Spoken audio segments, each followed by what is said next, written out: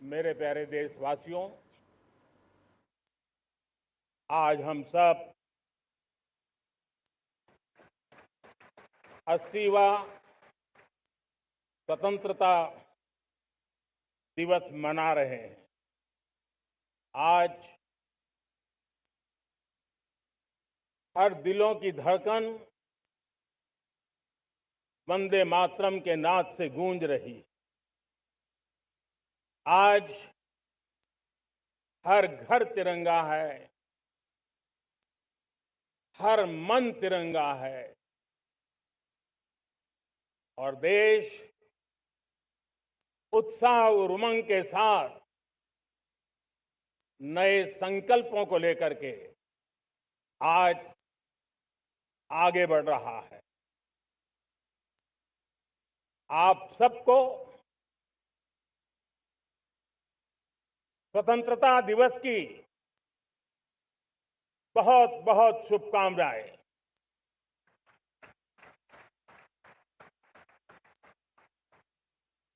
देश आज उन महान सपूतों का पुण्य स्मरण करती है जिन्होंने देश की आजादी के लिए त्याग बलिदान की पराकाष्ठा की। अपने तप, त्याग और बलिदान से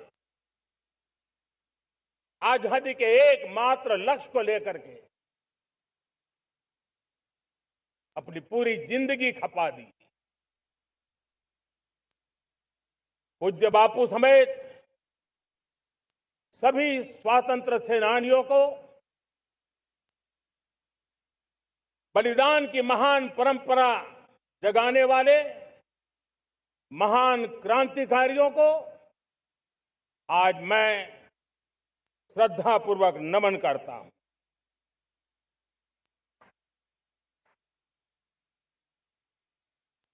आज जो इस समारोह में उपस्थित है, उन सब के लिए आज एक ऐतिहासिक पल भी है।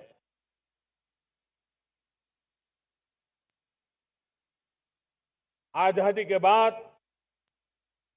15 अगस्त को लाल किले पर पहली बार वंदे मातरम गूंज रहा है।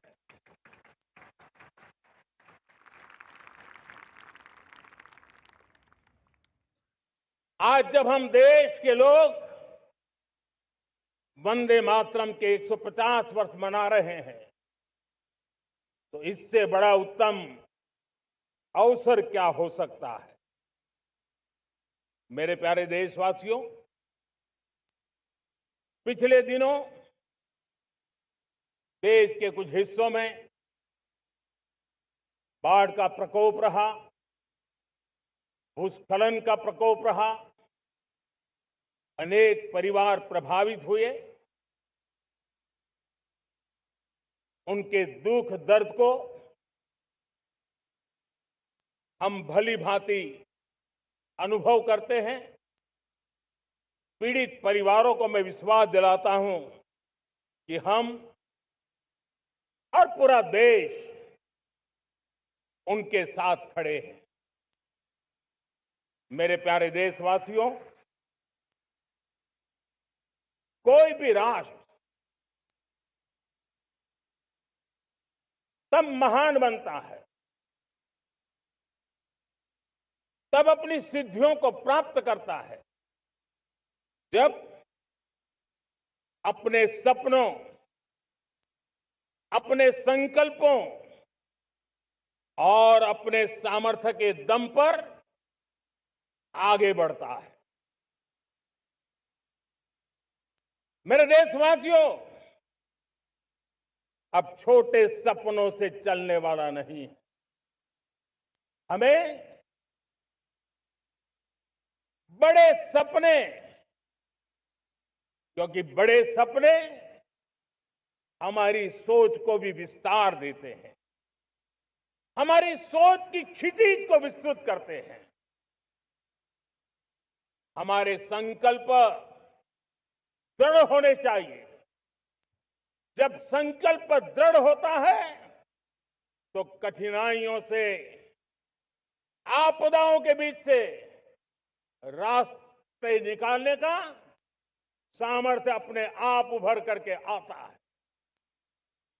और मेरे प्यारे देशवासियों, हमारे संकल्प भी ऊंचे होने चाहिए, क्योंकि जब सपने ऊंचे होते हैं, संकल्प ऊंचे होते हैं, तो हमारे सामर्थ्य की ऊंचाई भी बढ़ती है, हमारे प्रयासों की ऊंचाई भी बढ़ती है, और तब जाकर के हम सपनों को साकार कर सकते हैं।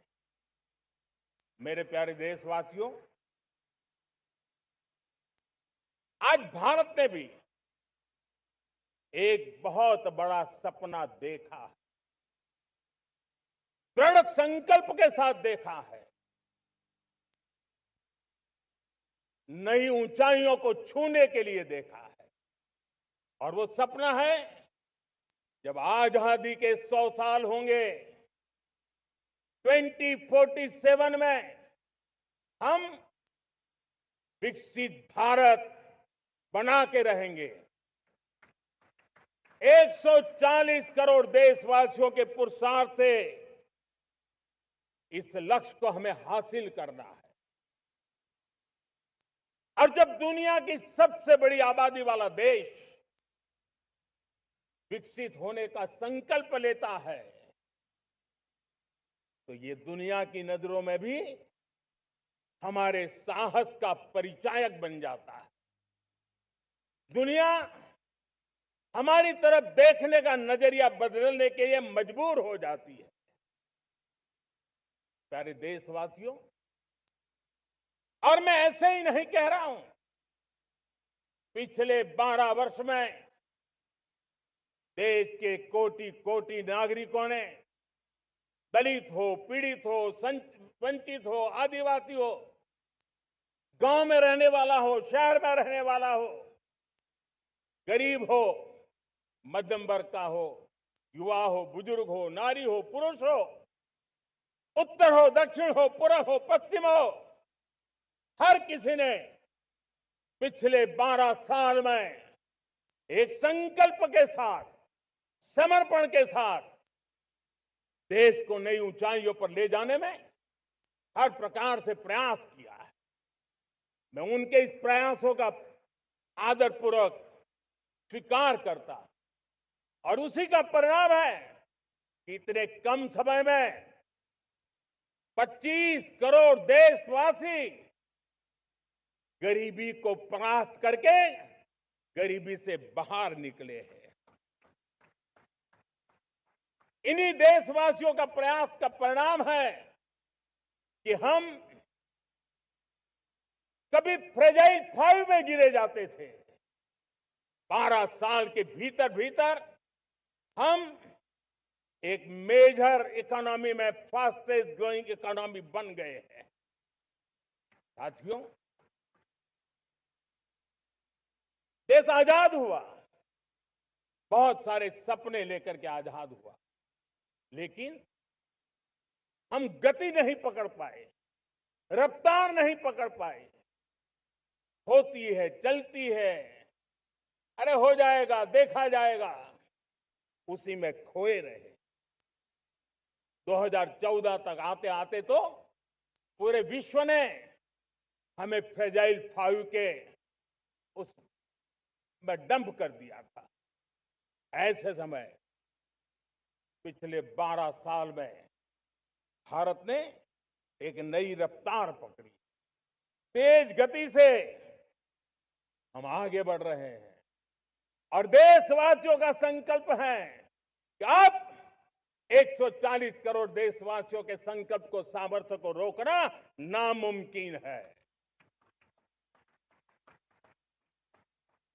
प्यारे देशवासियों, पिछले 12 वर्षों में डिफेंस प्रोडक्शन करीब 4 गुना हुआ, खादी और ग्रामोद्योग का उत्पादन करीब 5 गुना हुआ, इलेक्ट्रॉनिक मैन्युफैक्चरिंग करीब 7 गुना बढ़ा, आधुनिक रेलवे कोच का निर्माण 21 गुना बढ़ा, मोबाइल फोन उत्पादन 33 गुना बढ़ा।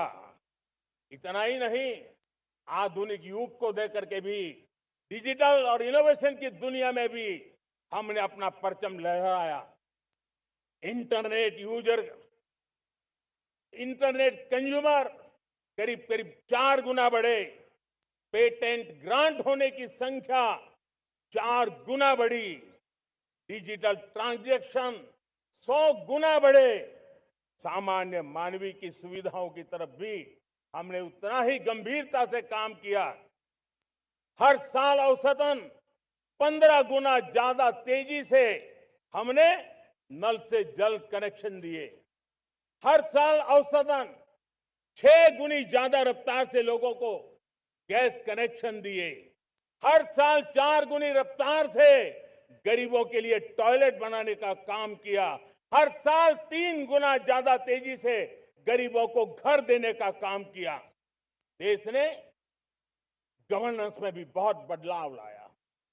हजारों की संख्या में कंप्लायंसेस खत्म किए। सैकड़ों की तादाद में पुराने कानून खत्म किए। पिछली शताब्दी के कानूनों से 21वीं शताब्दी की मार्च नहीं हो सकती। हमने आधुनिक इंफ्रास्ट्रक्चर के लिए मेट्रो का विस्तार किया। हमने पब्लिक ट्रांसपोर्ट को ताकत दी। जिस स्पीड से काम, जिस स्केल पर काम किया, ये सब, ये रफ्तार, ये विस्तार, ये अचीवमेंट आजादी के बाद पहली बार पिछले 1 दशक ने देखा है। और जब इतनी सारी सिद्धियां हमारे सामने हो, इतनी तेज गति दिखाई देती हो, देशवासियों का सामर्थ्य पल पल प्रकट होता है, तब तो 2047 में विकसित भारत बनने का संकल्प कभी भी अधूरा नहीं रह सकता है। ये सारे आंकड़े इस बात की गवाही देते हैं कि हम आगे बढ़ने वाले हैं। मेरे प्यारे देशवासियों, लेकिन उसके लिए आत्मविश्वास की जरूरत होती है, आत्मगौरव की जरूरत होती है, और साथ साथ आत्मनिर्भर भारत होना भी बहुत जरूरी होता है। और इसलिए बीते वर्षों में हमारा कन्विक्शन रहा है कि भारत को हमें अब दूसरे देशों पर निर्भर रह करके नहीं जीना चाहिए। हमें आत्मनिर्भर बनना चाहिए। दुनिया में बहुत कुछ मिलता है, सस्ता मिलता है, जल्दी मिल सकता है, लेकिन उससे हमारा सामर्थ्य तैयार नहीं होता, न हमारे सामर्थ्य की कसौटी होती है। और इसलिए हमें भी अपनी क्षमताओं को बढ़ाना है। अपने हितों की सुरक्षा हमें खुद को करनी है। और इसलिए आत्मनिर्भर भारत का संकल्प बहुत दृढ़ता के साथ हम लेकर के आगे बढ़ रहे हैं।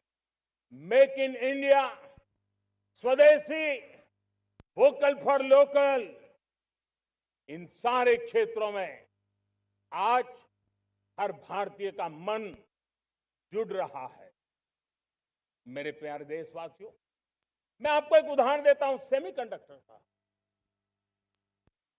देश आजाद होने के बाद विश्व में तो सेमीकंडक्टर की चर्चा हो चुकी थी, हमारे यहां भी बातें होती थी, लेकिन सेमीकंडक्टर का कोई बड़ा प्लान हम आगे नहीं बढ़ा पाए। और आज स्थिति क्या है? आज की डिजिटल दुनिया में, आज की टेक्नोलॉजी में चिप का महात्म्य हम समझते हैं। कोई भी इलेक्ट्रॉनिक गुड्स होगा, हमारे मेडिकल इक्विपमेंट होंगे, हमारे ट्रांसपोर्ट के रास्ते होंगे, हर किसी में चिप अनिवार्य है। और इस चिप के बिना दुनिया थम जाए ऐसी स्थिति पैदा हो। और इसलिए भारत ने आत्मनिर्भर होने की दिशा में अपना सेमीकंडक्टर प्लांट, बड़ा सेमीकंडक्टर प्लांट, 3 सेमीकंडक्टर प्लांट शुरू हो चुके हैं। और मुझे बताया गया है कि वहां जो प्रोडक्शन हो रहा है वो एक्सपोर्ट होना शुरू हो चुका है। और मैं देशवासियों को कहना चाहता हूं, आने वाले 7-8 वर्ष में और 5, 7 या 8 सेमीकंडक्टर प्लांट बहुत ही जल्द शुरू होने वाले। ये आत्मनिर्भर भारत हमें विकसित भारत की दिशा में जाने का महामार्ग देती। मेरे प्यारे देशवासियों, वैसे ही एक चर्चा क्रिटिकल मिनरल की हो रही है। पूरी टेक्नोलॉजी क्रिटिकल मिनरल पर निर्भर है। भारत इसमें भी अपने आप को सुरक्षित करने में जुटा हुआ है। क्रिटिकल मिनरल का लक्ष्य साझा किया जाए। नेशनल क्रिटिकल मिनरल ये हमने लॉन्च किया। बजट में क्रिटिकल मिनरल कॉरिडोर की हमने घोषणा की है। कई देशों के साथ एग्रीमेंट हो रहे हैं। विश्व के कई देश अब इस क्रिटिकल मिनरल के विषय में भारत के पर भरोसा करने लगे हैं। मेरे प्यारे देशवासियों, जैसे सेमीकंडक्टर की बात हो, क्रिटिकल मिनरल की बात हो, वैसे ही जिस टेक्नोलॉजी की दिशा में हम जा रहे हैं, दुनिया जा रही है, उसमें एनर्जी का महत्व और बढ़ता चला जा रहा है। अब एनर्जी के बिना भी नई दुनिया को चलाना मुश्किल है। और इसलिए हमें चिप हो, एआई हो, डेटा सेंटर हो, हमें बहुत बड़ी मात्रा में बिजली की जरूरत होगी। एनर्जी सिक्योरिटी ये हमारे समय की मांग है। और इसलिए हमने पहले से ही उस दिशा में एक के बाद एक मजबूत कदम उठाए हैं। एनर्जी सिक्योरिटी का एक बड़ा माध्यम है परमाणु ऊर्जा, न्यूक्लियर एनर्जी। हमने पार्लियामेंट में शांति एक्ट पास कर करके एक नए लक्ष्य तरफ जाने का रास्ता तय कर लिया है। 2047 तक हम 100 गीगावाट न्यूक्लियर पावर का लक्ष्य लेकर के चल रहे हैं। इसी एक दशक में हम 5 नए न्यूक्लियर रिएक्टर शुरू करने का लक्ष्य लेकर के चल रहे हैं। इस वर्ष भारत ने फास्ट ब्रीडर न्यूक्लियर टेक्नोलॉजी में महारत हासिल करके एक अहम पड़ाव पार किया है। और उसके कारण परमाणु ईंधन में आत्मनिर्भर बनने की दिशा में हमें एक बहुत बड़ा सफलता का कदम हमने रखा है। मेरे प्यारे देशवासियों, कई बार संसाधनों की कमी के कारण देश रुकता नहीं है, लेकिन रुकने का कारण सोच की सीमाएं होती हैं। जब सोच बंध जाती है, सीमाओं में सड़ने लग जाती है, तब हम अपने सामर्थ्य को भी पहचान नहीं पाते हैं। देश को आज कच्चे तेल पर निर्भर रहना पड़ रहा है और हमारी गलत सोच के कारण है। आप जान के हैरान हो जाएंगे, हमने समुद्री तट पे 99% हमारा समुद्री तट का पूरा हिस्सा ऐसी सोच के कारण नो गो एरिया घोषित करके रखा था। हमने ही समंदर के अंदर जाकर के एक्सप्लोरेशन न करने का निर्णय कर लिया था। ये सोच का दारिद्र्य था। हमने फैसला किया ये नहीं चल सकता। हमने उस 99% को, जो कभी नो गो एरिया हुआ करते थे, हमने उसको गो एहेड एरिया के रूप में खुला कर दिया है। और अब हम समुद्र के भीतर भी एक्सप्लोरेशन करने की और नए नए भंडार खोजने की दिशा में हम प्रवृत्त हैं, हम प्रयास कर रहे हैं। हमने पिछले वर्ष उसी दिशा में एक महत्वपूर्ण कदम रखते हुए समुद्र मंथन की घोषणा की थी और पिछले दिनों हमने 85,000 करोड़ रुपए इस काम के लिए आवंटित करके काम को गति देने का निर्णय कर लिया है। मेरे प्यारे देशवासियों, एनर्जी सिक्योरिटी, इसका मैंने कहा कि हमें ऑल्टरनेट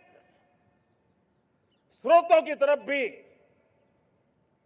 पूरी शक्ति लगाना बहुत जरूरी है और इसलिए ऊर्जा का सही इस्तेमाल बढ़ाते हुए भारत इसी दिशा में आज तेजी से काम कर रहा है। 2014 से पहले, मतलब आज से 12 साल पहले, हमारे देश में सिर्फ 70 शहरों में पाइप से गैस की व्यवस्था थी, पाइप से गैस डिस्ट्रीब्यूशन होता था। 12 साल में इन 70 शहरों को हमने 700 शहरों तक पहुंचा दिया है। ये होती है रफ्तार, ये होता है विस्तार। 2014 के पहले मुश्किल से 20-22 लाख घरों में पाइप से गैस पहुंचता था। आज 1.25 करोड़ घरों में पाइप से गैस पहुंचाने का काम हो रहा है। 12 वर्ष पहले देश में सोलर एनर्जी की कैपेसिटी सिर्फ 2 गीगावाट थी।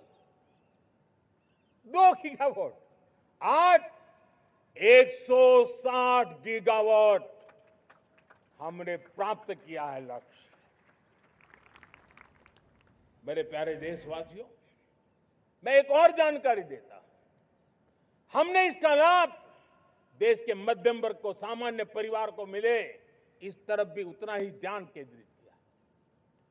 हमने पीएम सूर्यघर मुफ्त बिजली योजना चालू की और आज मुझे संतोष है कि इतने कम समय में 50 लाख घरों का सोलर एनर्जी का काम हम आंकड़ा पार कर चुके हैं। तेजी से चल रहा है और इसके कारण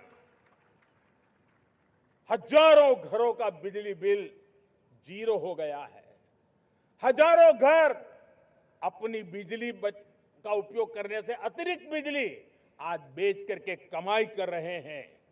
हर परिवार को हम इस काम के लिए 80,000 रुपया सरकार की तरफ से एक एक परिवार को मदद दी जा रही है, तब जाकर के हम इस काम को पूरा कर रहे हैं। मेरे प्यारे देशवासियों, आपको जानकर के हैरानी होगी, ये जो हमारी रेलवे है उसका इलेक्ट्रिफिकेशन का काम हमारे देश में 1925 में शुरू हुआ था।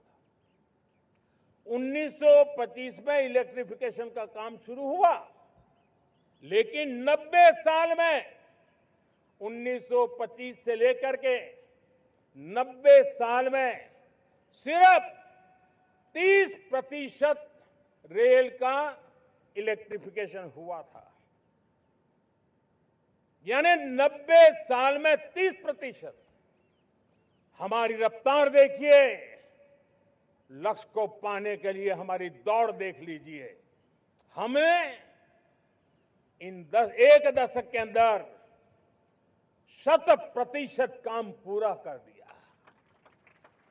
90 साल में 30%, 10 साल में 70%, ये होता है काम। और इसके कारण डीजल जो हमें बाहर से लाना पड़ता है उसकी बचत हुई, बिजली से हमारी ट्रेनें चली, पर्यावरण को फायदा होने लगा। मेरे प्यारे देशवासियों, हम यहां से नहीं रुके हैं, हम दुनिया के अंदर पीछे रहना नहीं चाहते। पिछले दिनों आपने खबर सुनी होगी, भारत ने ईंधन का नया क्षेत्र को भी छू लिया है। देश ने पहली हाइड्रोजन से चलने वाली ट्रेन शुरू कर दी है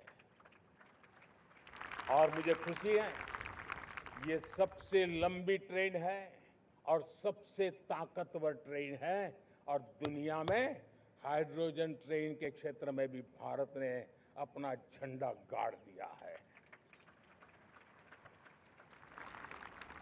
प्यारे देशवासियों, पिछले 10-12 साल हम लगातार 2047 के लक्ष्य को पाने के लिए दौड़ रहे हैं, एक के बाद एक सोपान सिद्ध कर रहे हैं। हमने सोचा भी नहीं था कि हमें इसमें भी कुछ मुसीबतों का झेलना पड़ेगा। पिछले 10-12 वर्ष में कितने संकटों का सामना करना पड़ा।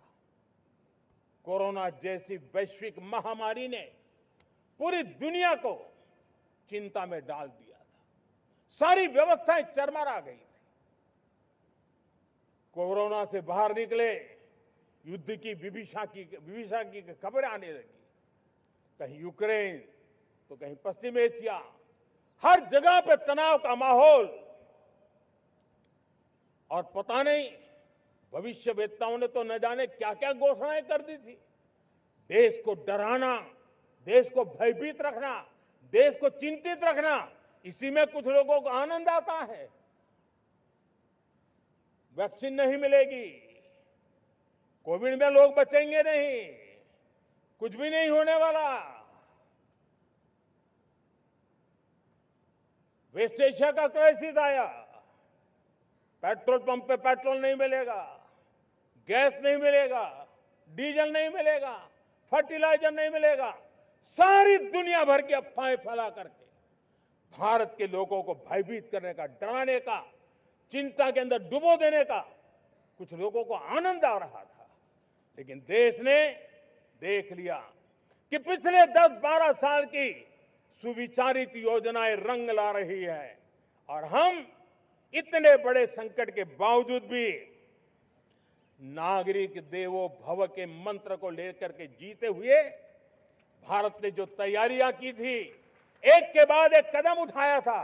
सोचा नहीं था कि संकट आएगा, लेकिन उस संकट के समय में ये सारी चीजें काम आ गई और आज देश में गैस भी है, पेट्रोल भी है, यूरिया भी है।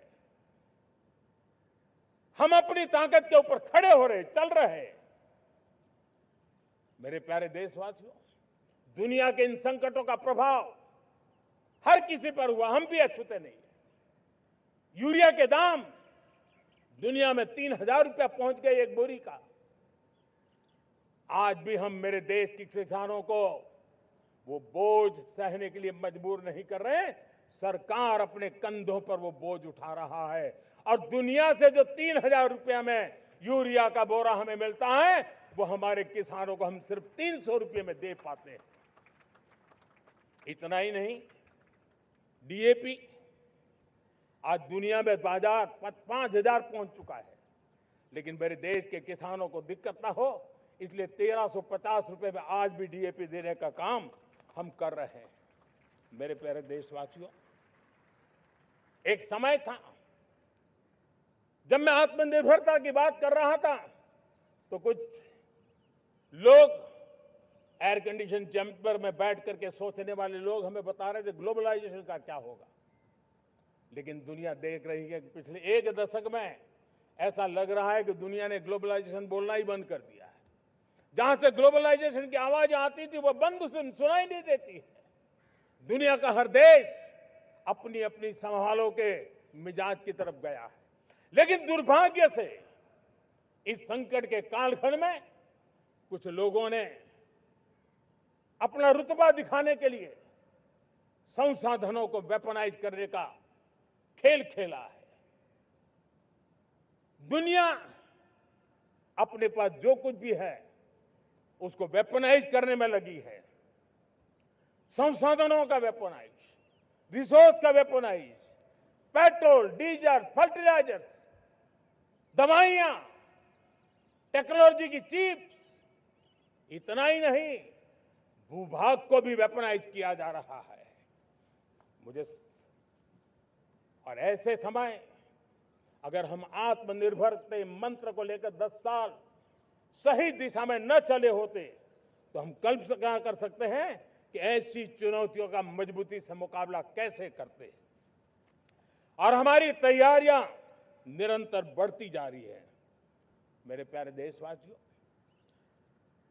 दूसरी तरफ आज भारत का प्रोफाइल पूरी तरफ बढ़ रहा है। आज भारत दुनिया के लिए एक स्वीकृत और सम्मानीय देश के रूप में बन रहा है। भारत के पास स्थिर पॉलिटिकल मैंडेट है, स्थिर सरकार है, भारत का वाइब्रेंट लोकतंत्र है, भारत का मजबूत न्याय तंत्र है और हम सबको दिशा देने वाला भारत का संविधान है। और अब दुनिया हमारे इन सामर्थ्य को पहचानने लगी है और इसलिए 2014 के बाद दुनिया करीब करीब 40 देशों के साथ हमारा FTA एग्रीमेंट हो रहा है। अब देखिए कितना बड़ा अवसर आया है।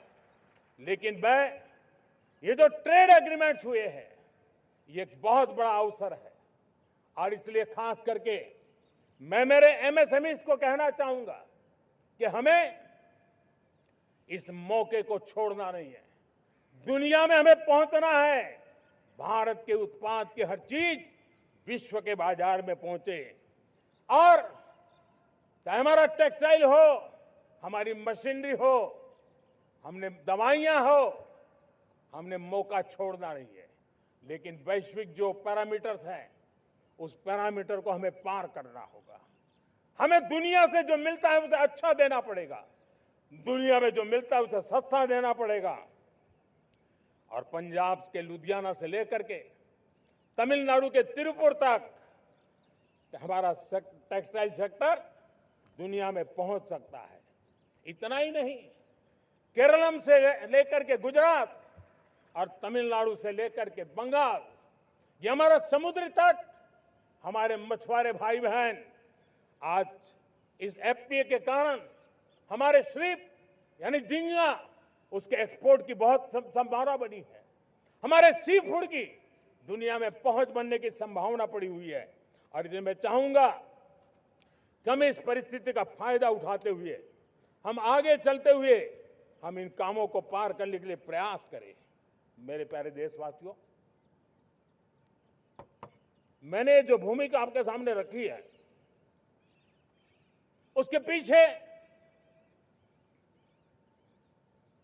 2047 का लक्ष्य इन मजबूत नींव पर खड़ा है। 2047 विकसित भारत का लक्ष्य हमने पिछले 10-12 साल में देशवासियों ने जो सामर्थ्य दिखाया है उस सामर्थ्य का हिस्सा है। और इसलिए मेरे प्यारे भाइयों बहनों, सदी का 1/4 हिस्सा बीत चुका है और अगला 1/4 हमारे लिए अत्यंत महत्वपूर्ण है। अब हम रुक नहीं सकते हैं, हमारी गति नहीं रुक सकती है, हमारी दिशा तय हो चुकी है, हमें प्राप्त करके रहना है। और इसके लिए हमें अपना वर्क कल्चर बदलना होगा। हमारे वर्क कल्चर को बदलते हुए हमें हमारी सोच को भी बदलना होगा, हमें हमारे काम की गति को भी बदलना होगा। जो काम पिछले 5-7 दशक में नहीं हुए हैं वो काम हमें आने वाले 5-7 साल में करने हैं। और मेरा भरोसा है मेरे देश की युवा शक्ति पर, मेरे देश के नौजवानों पर, मेरे देश की माताओं को बहनों पर, मेरे देश के किसानों पर, मेरे देश के मजदूरों पर कि हम इस सपने को साकार कर सकते हैं। और इसलिए हमें रिफॉर्म की गति को भी आगे बढ़ाना है। और जब मैं रिफॉर्म की बात कर रहा हूं, रिफॉर्म नहीं हमारे लिए कोई कंपल्सन है, नहीं रिफॉर्म ये हमारे के लिए कोई बजबड़ है। हमारे लिए रिफॉर्म ये कन्विक्शन है। आउट ऑफ कन्विक्शन हम रिफॉर्म एक्सप्रेस पर चल पड़े हैं और हम आने वाले दिनों में भी नेक्स्ट लेवल रिफॉर्म की ओर बढ़ने वाले हैं। और इसलिए सरकार, समाज, उद्योग, उत्पादक, किसान, हर किसी ने अपनी ट्रेडिशनल व्यवस्थाओं में रिफॉर्म करना पड़ेगा, सोच में रिफॉर्म करना होगा, अपने लक्ष्यों को रिफॉर्म करना होगा। और इसलिए मेरे प्यारे देशवासियों, हमें एक निश्चित दिशा में को लेकर के चलना होगा। मैं आज उस युग को भी याद करना चाहूंगा जब देश, भारत का सामर्थ्य सप्त सिंधु के रूप में हम जानते थे, हम समझते थे, हम सुनते थे। अब विकसित भारत बनाने के लिए हमें नई धारा चाहिए। आज लाल किले की प्राचीर से मैं देश के सामने शक्ति की सप्त धारा का आवाहन करता हूं। आने वाले 5-7 साल में जो पिछले 5-7 दशक में नहीं हुआ, वो सप्त धारा के सामर्थ्य से, शक्ति से हम देश को नई ऊंचाई, नई गति देंगे और नए लक्ष्यों को पार करने वाला सामर्थ्य देंगे।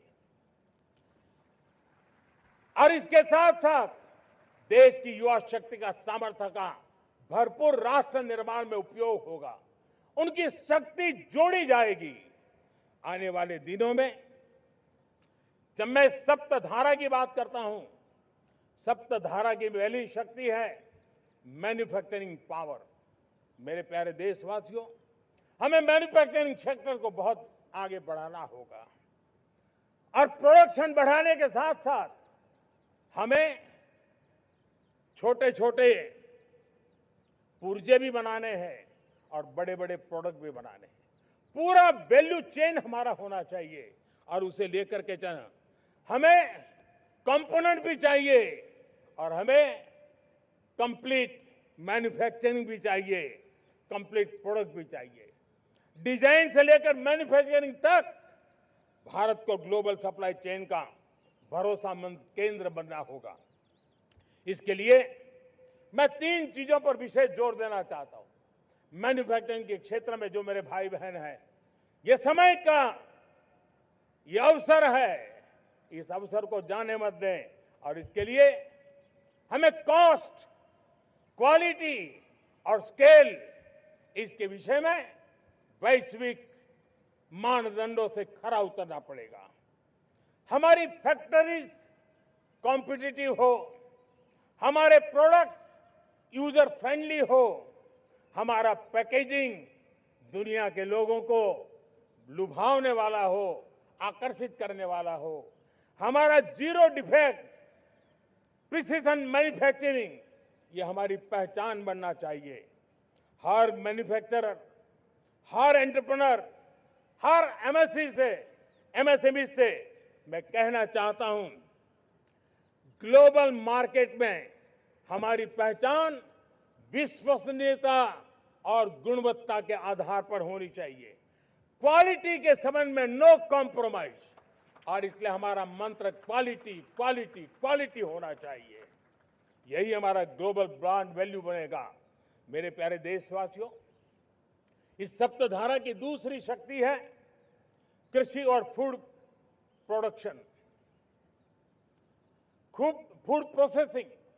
हमें इस दिशा में आगे बढ़ना होगा। हमारे किसानों ने, अब दुनिया के बाजार खुल चुके हैं, एफपीए के कारण हमें एक बहुत बड़ा मार्केट मिल रहा है।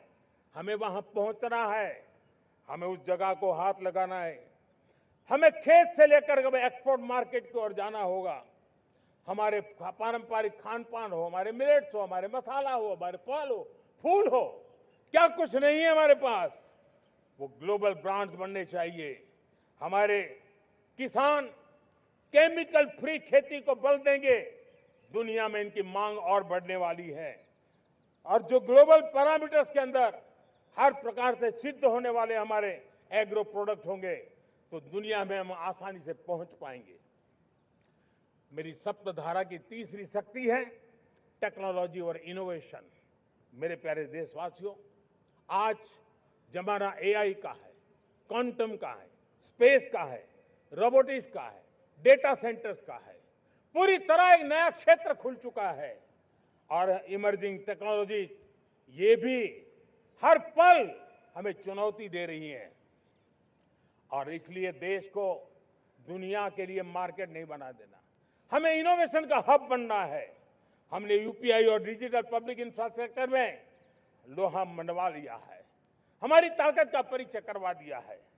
अब भारत को डिजिटल पब्लिक टेक्नोलॉजी उसको भी दुनिया के कोने कोने तक पहुंचाना है।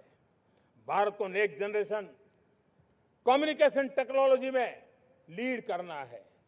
मेड इन इंडिया 6G हर कोने में पहुंचे, ये हमारा लक्ष्य होना चाहिए और हमें उसमें तेजी करनी चाहिए और इसके लिए हमारा प्रयास कम नहीं होना चाहिए। सप्तधारा की चौथी शक्ति है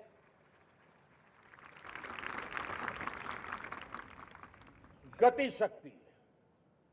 ये गति शक्ति देश के अंदर सीमलेस फास्ट कनेक्टिविटी पर हमें बल देना होगा। शहरों को हाई स्पीड रेल से हमें जोड़ना होगा। मॉडर्न हाईवे चाहिए, इनलैंड वाटरवेज चाहिए, एयरपोर्ट चाहिए, मल्टी मॉडल लॉजिस्टिक की व्यवस्था चाहिए। हमें पोर्ट्स को सिर्फ सामान उतारना चढ़ाने की जगह नहीं, दुनिया के शिप्स आकर के लंगर हो जाए इतना नहीं, हमें हमारे पोर्ट्स को पोर्ट लेड डेवलपमेंट ग्रोथ की दिशा में हमें आगे बढ़ना होगा। हमारी पांचवी शक्ति है सप्तधारा की, वो है रक्षा शक्ति। और ये रक्षा शक्ति का महत्व हर प्रकार से है।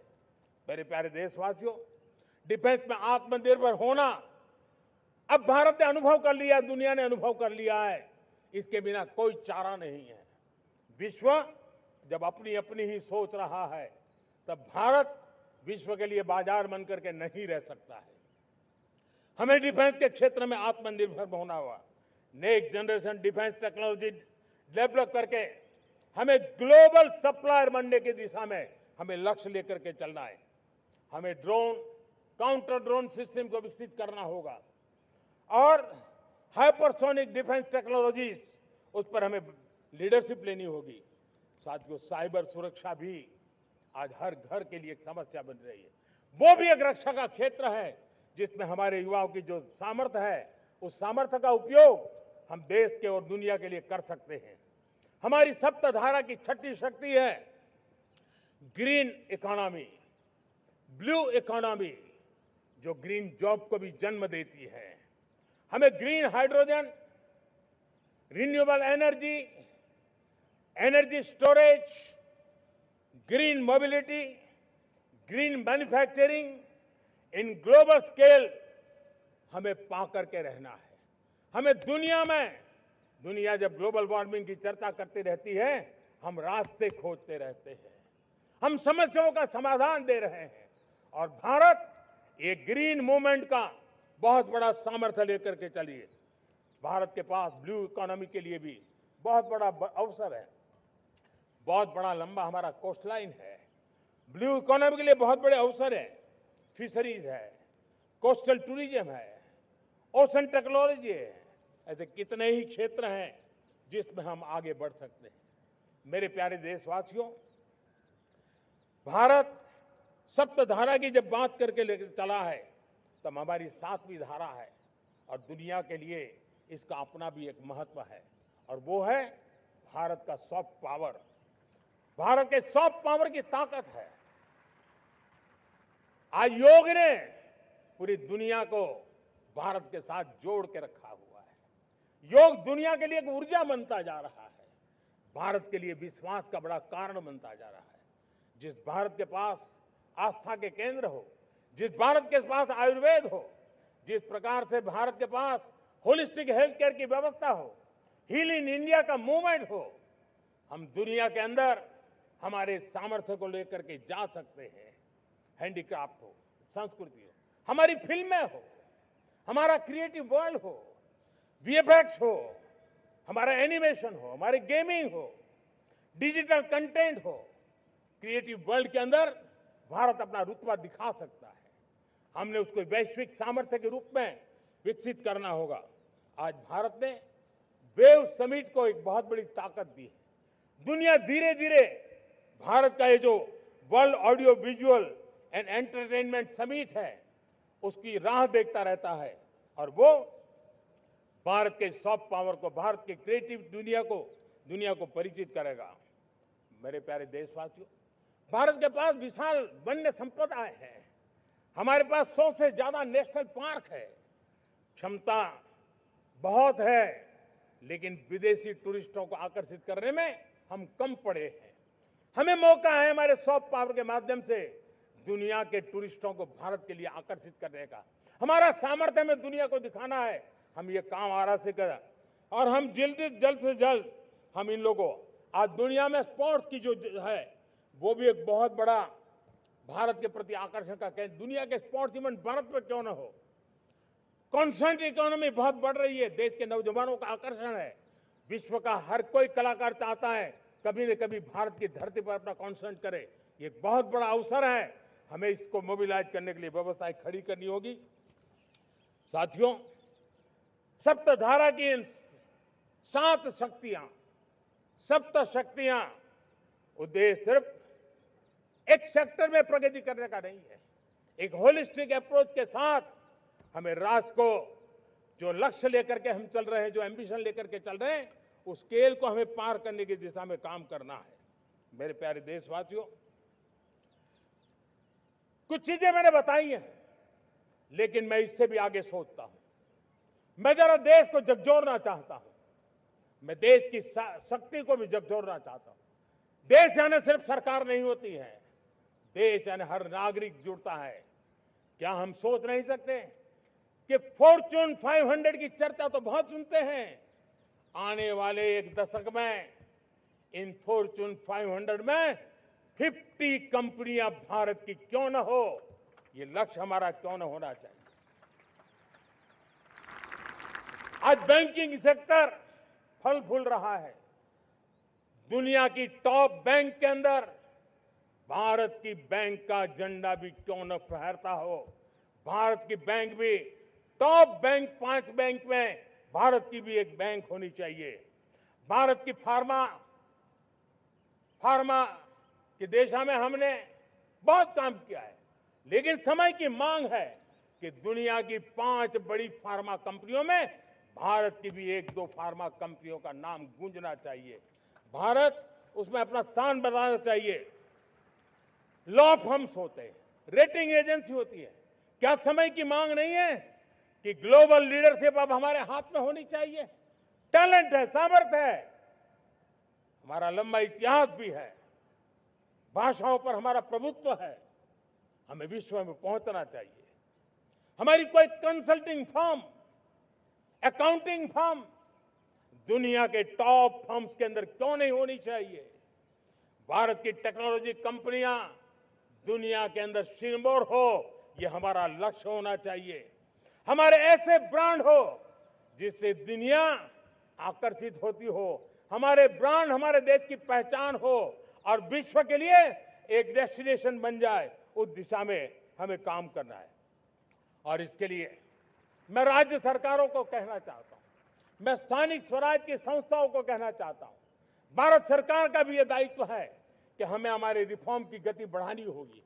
हमें 2047 के लक्ष्य के अनुरूप हमारी व्यवस्थाओं को विकसित करना होगा।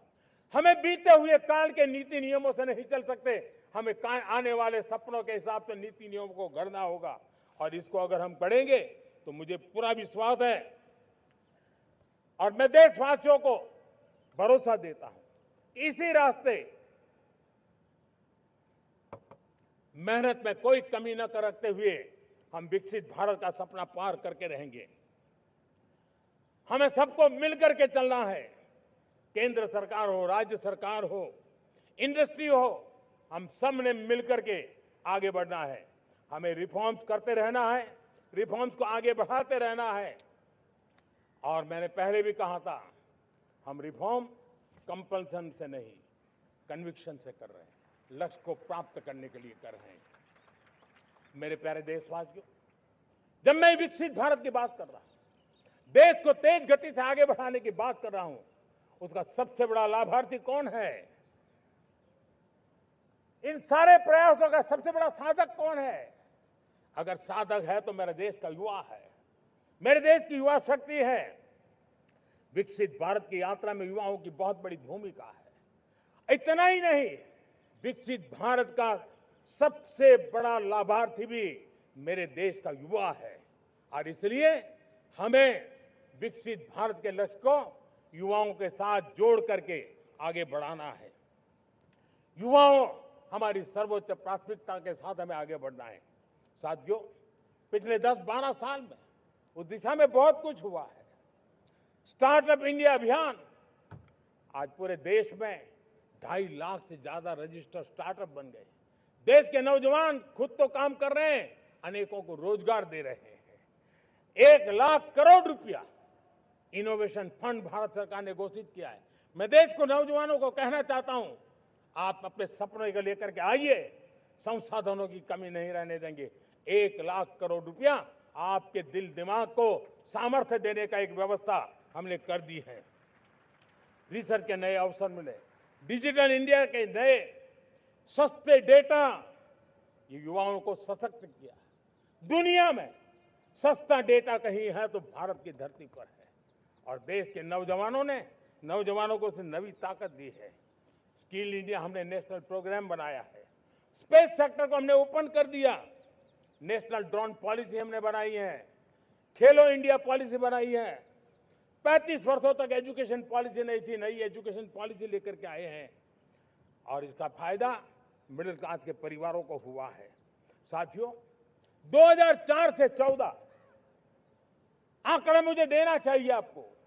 2004 से 14 हमारे देश में 350 से भी कम यूनिवर्सिटी थी, और आज 10-12 साल के भीतर भीतर करीब 650 नई यूनिवर्सिटी जुड़ चुकी है। करीब 1000 का आंकड़ा हम पहुंच रहे हैं। 2014 के पहले मेडिकल की सिर्फ 400 सीटें हुआ करती थी, आज करीब 850 सीटें मेडिकल की हो रही है। इतना ही नहीं, अब विदेशी यूनिवर्सिटी भी भारत की धरती पर आ रही है। भारत के अंदर विदेशी यूनिवर्सिटी की डिग्री मेरे नौजवान को मिले, इसका प्रबंध भी हो चुका है।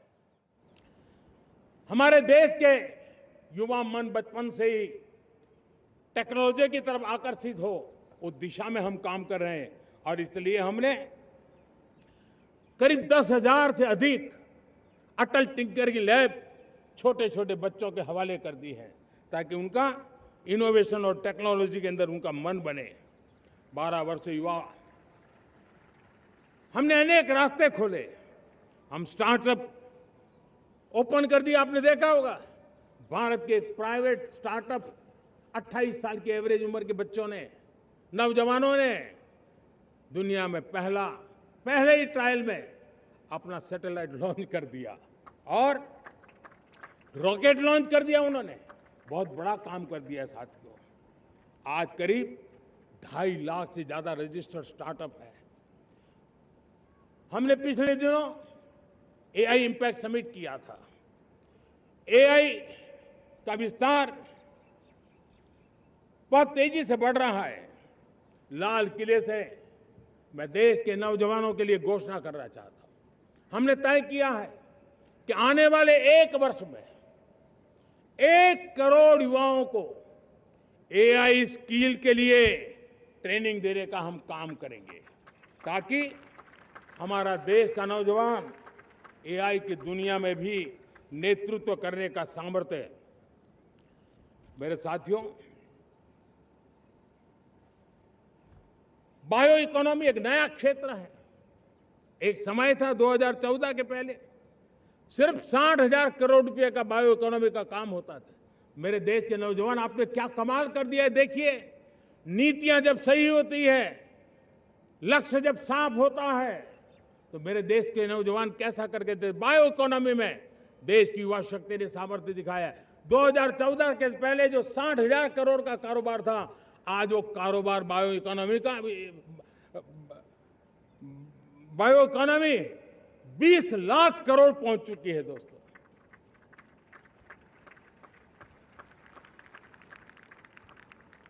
दो 2009-10 का कालखंड था, सिर्फ 25 लाख इलेक्ट्रिक व्हीकल हमारे देश में बिके थे।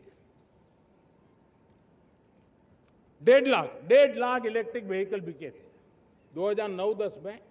1.5 लाख इलेक्ट्रिक व्हीकल। इस 25-26 में 25 लाख इलेक्ट्रिक व्हीकल बिके हैं।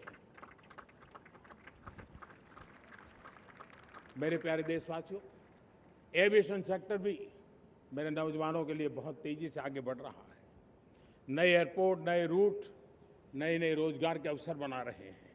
मेंटेनेंस, ओवरहॉलिंग, इसके भी कारण देश में बहुत बड़ी मात्रा में स्किल मैन पावर को काम मिल रहा है।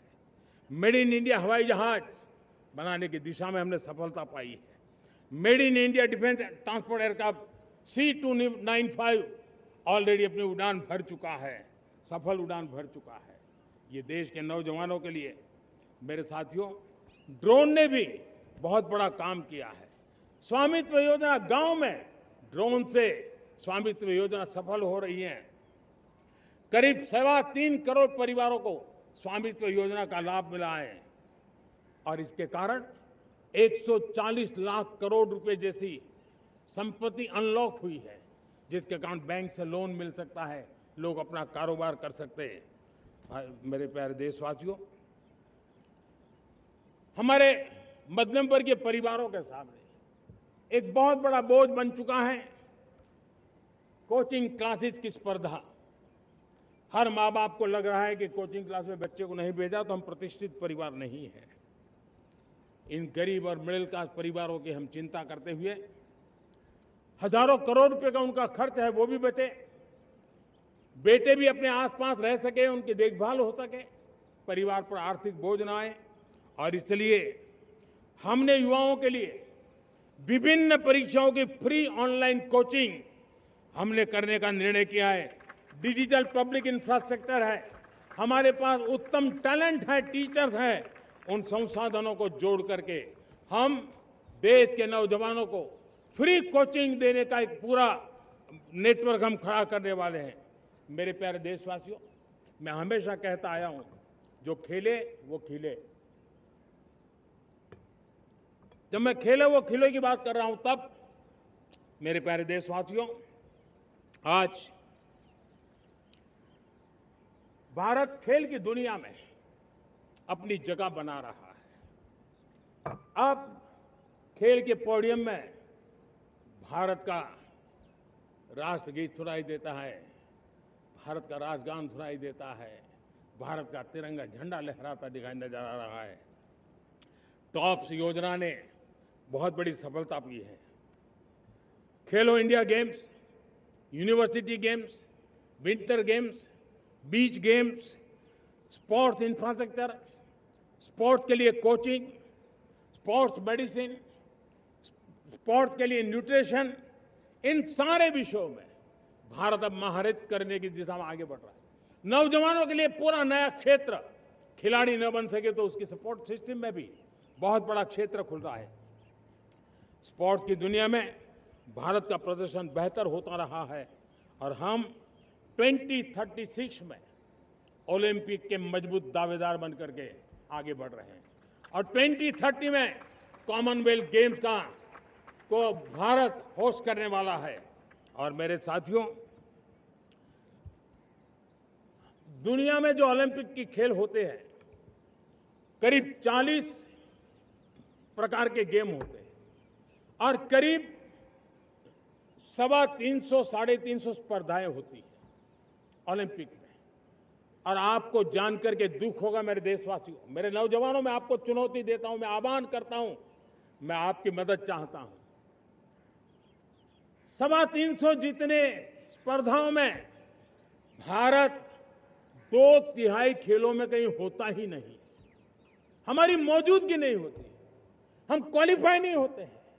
हमने तय किया है कि 2036 में जो ओलंपिक होगा, हम चाहते हैं कि वो भारत में हो, लेकिन 2036 में जिन विधाओं में आज भारत खेलता नहीं है, जिन विधाओं में भारत क्वालिफाई नहीं करता है, जिन स्पर्धाओं में भारत ने छोड़ के रखा है, 3/4 हिस्सा हमारे इंतजार कर रहा है। भारत उस पर बल देगा और इसके लिए हम टैलेंट हंट का एक अभियान भी चलाना चाहते हैं। हमें अगर 2036 के लिए खिलाड़ी चाहिए तो आज जो 5 साल, 10 साल, 15 साल की उम्र के नौजवान हैं, बेटे हैं, उनके तरफ ध्यान देना होगा, उन बेटियों पर ध्यान देना होगा। और इसलिए 5 से 15 उम्र के बच्चों में खेल प्रतिभा ढूंढने के लिए गांव-गांव, शहर-शहर, स्कूल-स्कूल एक टैलेंट हंट का अभियान चलाया जाएगा। बच्चों की प्रतिभा को देखा जाएगा और फिर उनको स्पेशल ट्रेनिंग दे करके देश के लिए खेलने वाले अच्छे खिलाड़ी बनाए जाएंगे। मेरे प्यारे युवा, देश के सामने, देश के नौजवानों के सामने नशा एक बहुत बड़ा संकट बनता जा रहा है। नशा मुक्त भारत ये हम सबका सामूहिक दायित्व होना चाहिए। हमारे उज्जवल भविष्य के लिए हमारी युवा पीढ़ी मजबूत हो, हमारा युवा सामर्थ्य हमारे देश के लिए काम आए, इसलिए नशा मुक्त भारत। पिछले दिनों माय भारत के वॉलंटियर्स ने, देश के एनजीओ ने, देश के सामाजिक सांस्कृतिक संगठनों ने, देश के आध्यात्मिक पुरुषों ने मिलकर के नशा मुक्त भारत का 100 सप्ताह का एक कार्यक्रम तय किया है। 100 सप्ताह तक एक अभियान चलने वाला है। मैं हर परिवार को कहना चाहता हूं कि आप भी इस अभियान का हिस्सा बने, आप इसके साथ जुड़िए और देश के नशा मुक्त भारत के सपने को पूरा करने के लिए आप आगे आइए। मेरे प्यारे देशवासियों, 21वीं सदी में दशकों पुरानी जो चुनौतियां हैं, उन चुनौतियों को खत्म करना बहुत अनिवार्य है। नक्सलवाद, माओवाद लाखों युवाओं के भविष्य को तबाह कर दिया। अनेक माताओं के दुधमल नौजवानों को छीन लिया, बर्बाद कर दिया। हर मां बाप के सपनों को चूर चूर कर दिया। इस नक्सलवाद ने 4 दशक तक हिंदुस्तान के बहुत बड़े हिस्से को, बहुत बड़ी आबादी को दबोच करके रखा था, बंदूक के नोक पर दबोच करके रखा था, संविधान की धज्जियां उड़ा दी थी और देश के सामान्य नागरिकों की रक्षा में 3,500 से ज्यादा हमारे पुलिस के, सुरक्षा बल के जवान शहीद हो गए। युद्ध के अंदर जितने सैनिक मरते हैं, उससे ज्यादा हमारे पुलिस जवानों को जान की बाजी लगानी पड़ी ताकि देश के सामान्य मानवी को सुरक्षा मिले। ये नक्सलवाद ने धरती को लहूलुहान कर दिया था। 2014 में आपने जब हमें मौका दिया, उसी दिन हमने संकल्प लिया था कि हम देश को नक्सलवाद से मुक्त करेंगे। और आज मुझे खुशी है कि नक्सली माओवादी हिंसा आखिरी सांस भी शायद रहने की अब तो ताकत नहीं रही है। पूरी तरह उसे खत्म करने की दिशा में जहां पर कभी नक्सलवादियों की गोलियां चलती थी, जहां पर कभी धरती रक्त रंजित रहा करती थी, आज उसी नक्सल क्षेत्रों में, उसी इलाकों में नक्सल मुक्त होने के कारण विकास, विश्वास और प्रयास का तिरंगा लहरा रहा है। मेरे प्यारे देशवासियों, लेकिन इस चुनौती को हमने कम नहीं आंकना है। इस चुनौती से हमें और भी सावधान रहने की जरूरत है। वर्षों तक देश की सत्ता में माओवादी सोच के लोग गलियारों में अपनी जगह बना करके बैठे थे। सरकारी कमेटियों में सलाहकार के रूप में भी ये माओवादी सोच ने नीतियों को प्रभावित किया था। मेरे प्यारे देशवासियों, जंगलों में हमें हथियारी नक्सलों का खात्मा बुलाने में, उस संकट से देश को मुक्त कराने में सफलता मिली है। लेकिन हथियारी नक्सल तो गए, लेकिन दिमागी नक्सल, ये दिमागी नक्सल मौके की तलाश में है। हिंसा, अराजकता के वो रास्ते खोज रहे हैं, समाज को गलत राह पर घसीटने के लिए भांति भांति के दांव कर रहे हैं। इन दिमागी नक्सलियों को पहचानना होगा, इन दिमागी नक्सलियों को आइसोलेट करना होगा और राष्ट्र को विकसित राष्ट्र बनाने की मुख्य धारा की ओर देश की युवा पीढ़ी को जोड़ना होगा। मेरे प्यारे देशवासियों, सुरक्षित भारत बनाना हम सबका दायित्व है। चुनौती सीमा के भीतर हो या सरहद से बाहर, भारत हर परिस्थिति के लिए तैयार है। आज युद्ध का नेचर बदल रहा है। अब युद्ध सीमा पर ही होता है, गारंटी नहीं है। आज युद्ध सीमा के अंदर, कहीं रिफाइनरी पे जाकर के, कहीं बैंकिंग सेक्टर को जाकर के, कहीं डेटा सेंटर को जाकर के, एक प्रकार से लड़ाई का नया रूप, इंफ्रास्ट्रक्चर तोड़े जा रहे हैं, फैक्ट्रियां तोड़ी जा रही है। हमने मिशन सुदर्शन चक्र की पिछले सालों घोषणा की थी, बहुत तेजी से उस पर काम चल रहा है। आज डिफेंस एक्सपोर्ट हमारा करीब 50 गुना बढ़ा है। करीब 100 देशों में हमारे अस्त्र शस्त्र पहुंच रहे हैं। वैश्विक पटल पर भारत की प्रतिष्ठा धीरे धीरे बढ़ रही है। बदलते हुए समय में अस्त्र शस्त्र की तरफ काम करना है, सैन्य बलों का सामर्थ्य बढ़ाना है, लेकिन साथ साथ नागरिकों को भी तैयार करना होगा। पिछली शताब्दी के युद्धों के अनुरूप जो सिविल डिफेंस की व्यवस्थाएं हमारे देश में विकसित हुई है, वो कालबाह्य हो चुकी है। और इसलिए मैं आज लाल किले से घोषणा कर रहा हूं कि हम आने वाले दिनों में सिविल डिफेंस का एक वाइब्रेंट नेटवर्क खड़ा करेंगे। आधुनिक व्यवस्थाओं से उनको परिचित कराएंगे। आधुनिक संकटों से नागरिकों को रक्षा करने की क्या व्यवस्था हो सकती है, एक बहुत बड़ा वॉलेंटरी फोर्स सिविल डिफेंस का आधुनिक चुनौतियों को पार करने वाला हम बनाने वाले हैं।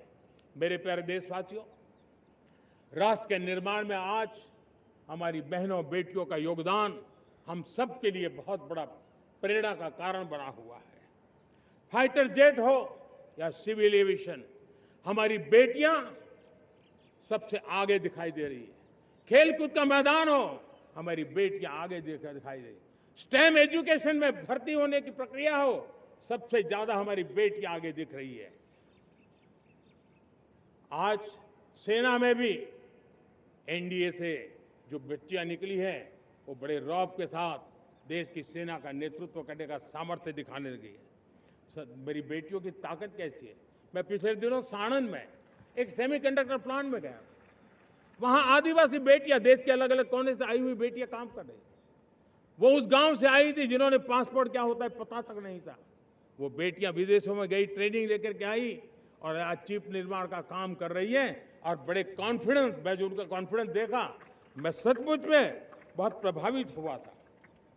आज 3 करोड़ बहनों को हमने लखपति दीदी बनाने का लक्ष्य तय किया था, उसको पार कर लिया।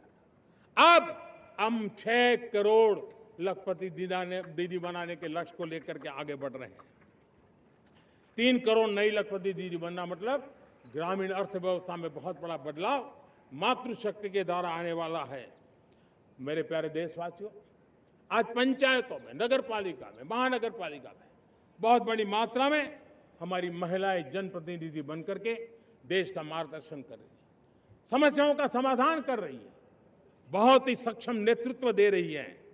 और इसी को ध्यान में रखते हुए हमने पार्लियामेंट में नारी शक्ति वंदन अधिनियम पारित किया था, लेकिन किसी न किसी कारण से राजनीति के अखाड़े में पिछले 40 साल से ये सपना हमेशा राजनीतिक अखाड़े का शिकार हो गया है। मैं देश के सभी राजनीतिक दलों से आज लाल किले की प्राचीर से तिरंगे झंडे की छाया में खड़े होकर के प्रार्थना करता हूं, आग्रह करता हूं, आइए उन महिलाओं के सामर्थ्य के पुजारी बनिए, उन महिलाओं के सम्मान में आगे आइए और जल्द से जल्द हमारी माताओं बहनों को 33% विधानसभा और लोकसभा में उनको प्रतिनिधित्व मिले, वे भारत की नीति घड़तर के अंदर अपना योगदान दे। समय की मांग है और मैं सभी राजनीतिक दलों से फिर से आग्रह करता हूं, आइए महिला आरक्षण लागू करके महिला सम्मान में आप भी जुड़िए, आप भी यश लीजिए, आप भी क्रेडिट लीजिए, लेकिन मेरी माताओं बहनों को हक दीजिए। मेरे प्यारे देशवासियों, विकसित भारत का संकल्प तभी पूरा होगा जब विकास अंतिम व्यक्ति तक पहुंचेगा। 2014 से पहले सिर्फ 25 करोड़ लोगों के पास सोशल सिक्योरिटी का कवर था, सिर्फ 25 करोड़ के पास। साथियों, पिछले 5-7 दशक में सिर्फ 25 करोड़, हमने एक दशक के भीतर भीतर 100 करोड़ देशवासियों को सोशल सिक्योरिटी का कवच दिया है। आयुष्मान भारत योजना से 70 साल की उम्र के बुजुर्गों से भी आज 5 लाख रुपए तक मुफ्त दवाई की व्यवस्था हो रही है। करोड़ों करोड़ों परिवारों को इसके कारण बहुत बड़ी सुविधा मिली है। और इस आयुष्मान कार्ड के कारण 2 लाख करोड़ रुपया जो दवाई और ऑपरेशन के पीछे खर्च होना था, वो मेरे परिवारों के बच्चे हैं। वो गरीब परिवार है, वो मध्यम वर्ग के परिवार है, उनको इतनी बड़ी। मेरे प्यारे देशवासियों, आज मुझे एक काम के लिए आपकी मदद चाहिए। मैं आप सबसे एक मदद मांग रहा हूं। सभी नौजवानों से मैं चाहता हूं कि आप इसका नेतृत्व करिए। आपका 1 या 2 घंटे देश को बहुत बड़ी शक्ति देने वाले हैं।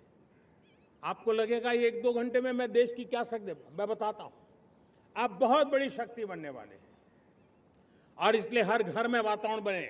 इन दिनों देश में जनगणना का काम हो रहा है, सेंसस का काम हो रहा है, गिनती चल रही है। और गिनती सिर्फ आंकड़ों से बात बनती नहीं है, उसकी बारीकियों से नीतियां बनती हैं, योजनाएं बनती हैं, देश आगे बढ़ने की अपनी रूपरेखा तैयार करता है। और इसलिए सटीक जानकारियां होना बहुत जरूरी है। कभी कभी जो सरकार की तरफ से प्रतिनिधि आते हैं वो इतनी जल्दी में होते हैं, कभी स्पेलिंग एक लिख देते हैं, कभी अलग लिख देते हैं, और इसके कारण अल्टीमेट परिणाम हमें सही मिलने में दिक्कतें आती हैं। अब जब टेक्नोलॉजी अवेलेबल है और इस बार निर्णय किया है, आप स्वयं भी जनगणना में अपनी जानकारियां अपने मोबाइल फोन से भर करके दे सकते हैं। बाद में कोई बाबू आएंगे, कोई प्रतिनिधि आएंगे, आपसे चर्चा करेंगे, लेकिन आप परिवार के सब बैठ करके अगर डिजिटली अपना रजिस्ट्री करवा दे, सारी बारीकियां, स्पेलिंग में भी गलती ना हो, कोई भी जानकारियों में गलती ना हो, आप जितनी परफेक्ट जानकारी देंगे देश को आगे बढ़ने में बहुत बड़ी मदद मिलेगी। और इसलिए मैं देश के नौजवानों को कहता हूं कि आप अपने परिवार के लोगों को बिठा करके पूरे फॉर्म को समझिए। पहले कागज पे फॉर्म को भर दीजिए, कोई गलती है तो करेक्ट कर लीजिए, और फिर टेक्नोलॉजिकली उसको डिजिटली इसको अपलोड कर दीजिए। आप देखिए इतना बड़ा काम देश कर लेगा और देश का समय और शक्ति सही काम के लिए उपयोग आएगा। और इसलिए मेरे देश के नौजवानों को जनगणना के इस काम में सक्रियता से जुड़ने के लिए मैं आग्रह करता हूं। मेरे प्यारे देशवासियों, मैंने लाल किले से पंच प्राण की बात कही थी। इस पंच प्राण ने देश को अपने आत्मगौरव की ओर लेकर के आगे बढ़ने का, लक्ष्यों को पार करने के सामर्थ्य के साथ आगे बढ़ने का एक बहुत बड़ा संबल दिया है। हमें गुलामी की मानसिकता हर पल मिटाते ही रहना है। जिस भारत का सपना नेताजी सुभाष चंद्र बोस ने देखा था, बाबा साहब आंबेडकर ने देखा था, पंडित नेहरू ने देखा था, सरदार पटेल, भगत सिंह, सुखदेव राजगुरु ने देखा था, डॉक्टर श्यामा प्रसाद मुखर्जी ने देखा था, भगवान बिरसा मुंडा ने देखा था, ज्योतिबा फुले ने देखा था, उन सब से प्रेरणा लेकर के हम आगे बढ़े। इस संकल्प को हम दोहराए, स्वयं से ऊपर राष्ट्र का हित हो, स्वयं से ऊपर राष्ट्र का हित हो और कर्तव्य ही हमारी पहचान हो। मैं सभी देशवासियों से कहूंगा, समय हमारा है।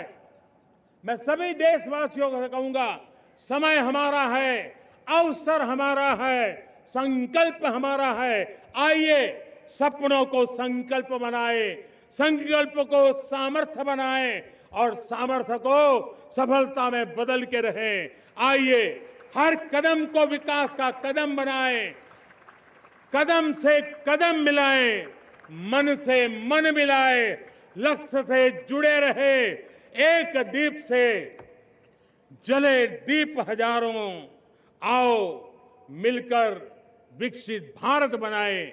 इसी एक भावना के साथ इस मंगल पर्व पर आप सबको अनेक अनेक शुभकामनाएं। मेरे साथ बोलिए, भारत माता की, भारत माता की, भारत माता की, वंदे वंदे वंदे। बहुत बहुत धन्यवाद।